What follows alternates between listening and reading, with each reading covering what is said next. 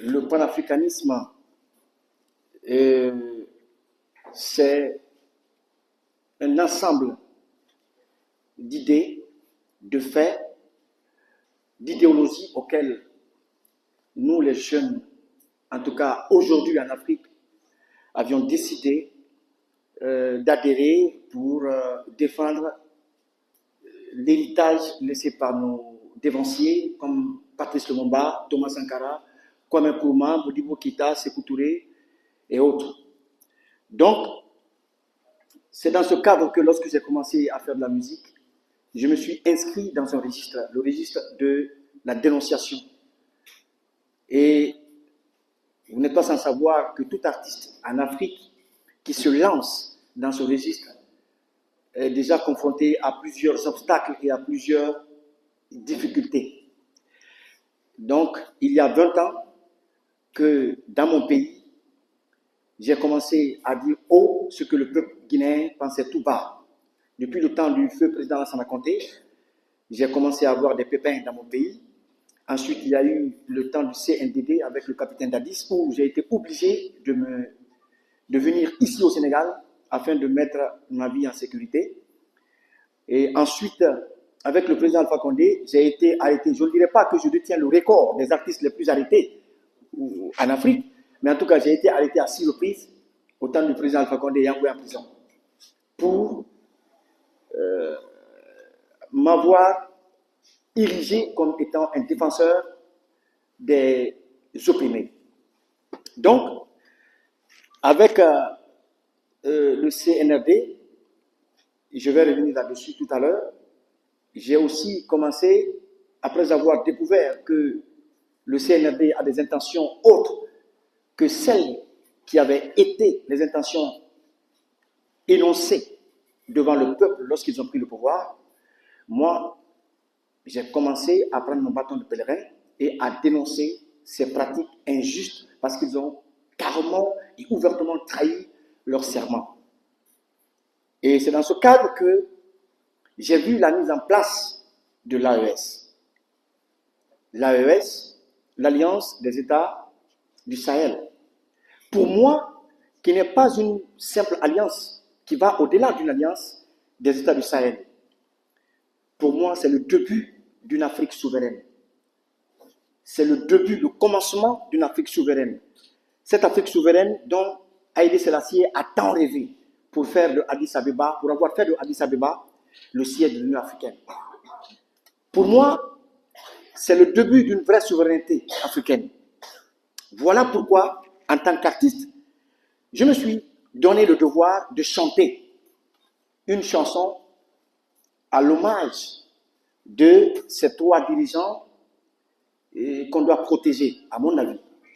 Donc, j'ai commencé une tournée, et cette tournée m'a conduit au Niger, où j'ai été reçu par les autorités, par le président Tchani.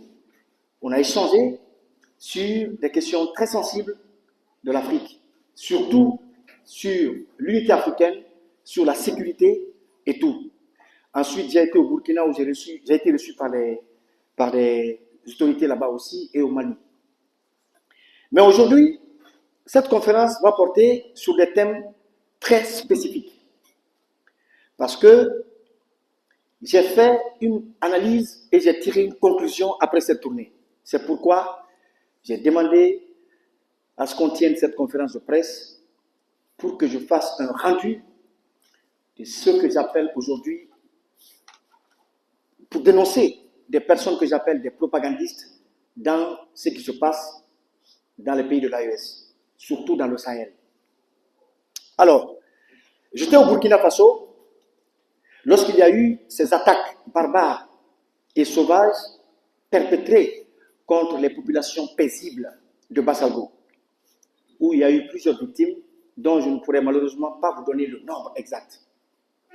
J'étais aussi à Bamako, peut-être que vous avez appris, vous êtes de la presse, lorsqu'il y a eu cette attaque contre l'école de gendarmerie qui a fait aussi plusieurs victimes dont je ne pourrais donner le nombre ici.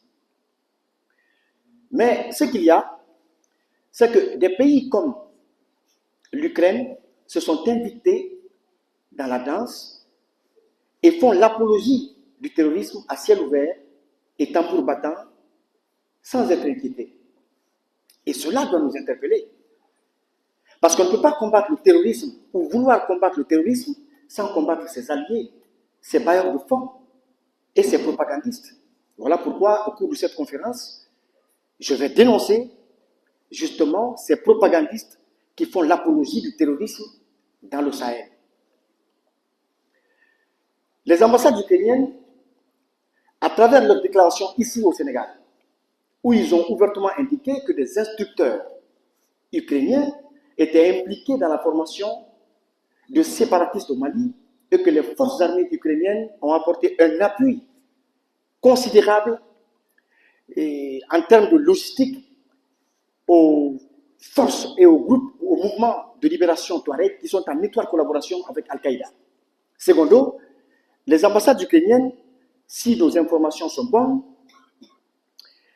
ils se livrent à un recrutement illégal et illicite de jeunes Africains dans le but de les envoyer dans les zones de tension et de conflit en Ukraine.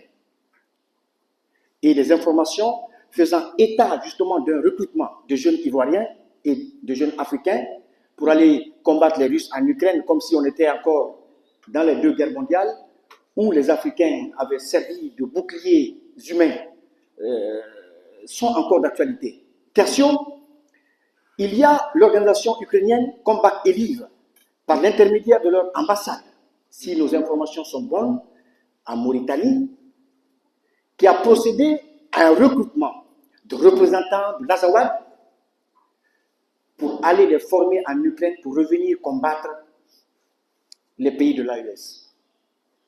C'est pourquoi, d'après mon constat, au regard de tous ces épiphénomènes, alors les États de l'AES, en mesurant le caractère pernicieux et dangereux de toutes ces activités terroristes, alors qui sont soutenues par les ambassades ukrainiennes, ont décidé de rompre leurs relations diplomatiques avec l'Ukraine qui s'inscrit dangereusement sur la liste des oligarques et des oppresseurs qui sont en train aujourd'hui ou qui veulent aujourd'hui piller les États du Sahel. Ça, c'est quelque chose qu'il faut dénoncer. Parce que, à défaut de gagner la guerre contre la Russie, moi je constate malheureusement que les ambassades ukrainiennes apportent leur soutien à toutes les organisations terroristes qui ont pour objectif de détruire ou d'anéantir tous les États africains où la Russie apporte un appui logistique dans la lutte contre le terrorisme et dans la quête de leur souveraineté, comme on le fait toujours ou comme les peuples africains l'ont toujours voulu. Donc leur principal objectif en Afrique, je dis bien les Ukrainiens, est de servir de proxy au bloc occidental. Parce que ce que vous devez retenir, c'est que derrière tout ça, tous ces agissements, il y a le bloc occidental qui tire les ficelles.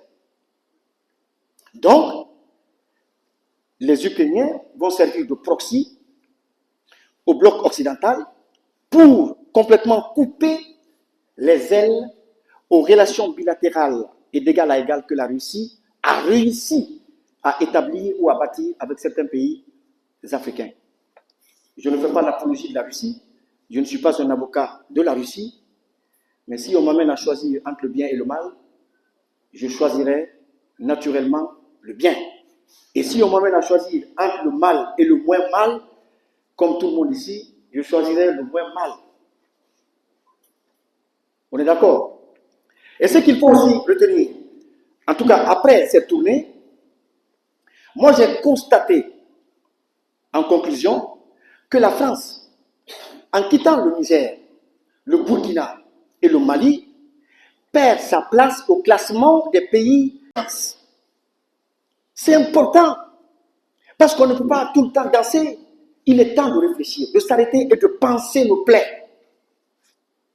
Parce que si eux, ils insèrent des thématiques d'éveil de conscience, ça va aider à éveiller la conscience davantage de ces jeunes Africains qui constituent pour moi le seul et l'unique bouclier de l'Afrique face à l'oppresseur et face à l'impérialisme. Donc, je lance ce message aussi à mes confrères artistes les plus renommés de l'Afrique, qu'ils doivent jouer leur part aussi. On ne nous a pas légué que la danse comme héritage. Parce que toute mélodie qui nous fait danser, ça nous fait réfléchir, est une mélodie qui est faite contre nous. Toute mélodie qui est faite pour nous faire danser, ça nous fait réfléchir, elle est faite contre nous. Donc, en quelques points, chers journalistes, voici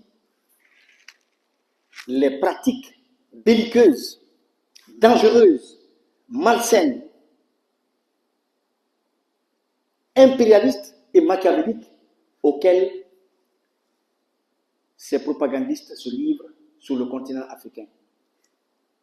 Pourquoi j'ai touché les ambassades ukrainiennes et la France? Parce qu'on ne peut pas aujourd'hui vouloir aider nos voisins du Sahel sans pour autant s'intéresser aux causes réelles de leur mal, de leur douleur.